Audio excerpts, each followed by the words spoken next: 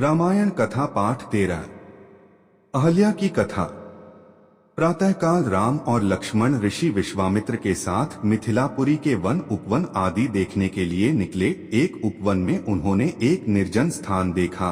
राम बोले, गुरुदेव, यह स्थान देखने में तो आश्रम जैसा दिखाई देता है, किंतु क्या कारण है कि यहाँ कोई ऋषि या मुनि दृष्टिगोचर नहीं हो रहे हैं।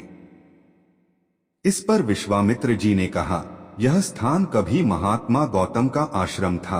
वे अपनी पत्नी अहल्या के साथ यहाँ रहकर तपस्या करते थे। एक दिन गौतम ऋषि की अनुपस्थिति में इंद्र ने गौतम के वेश में आकर अहल्या से प्रणय याचना की।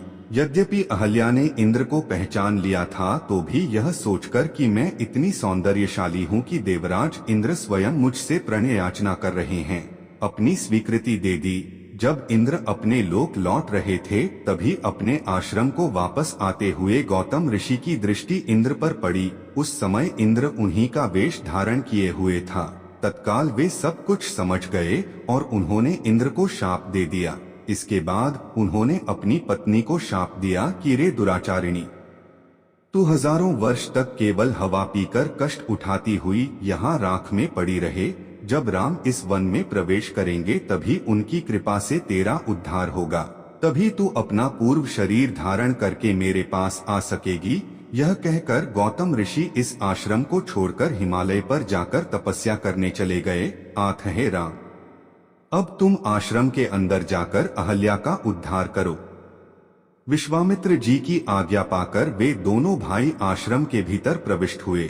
वहां तपस्यारत अहल्या कहीं दिखाई नहीं दे रही थी, केवल उसका तेज संपूर्ण वातावरण में व्याप्त हो रहा था। जब अहल्या की दृष्टि राम पर पड़ी, तो उनके पवित्र दर्शन पाकर वह एक बार फिर सुंदर नारी के रूप में दिखाई देने लगी।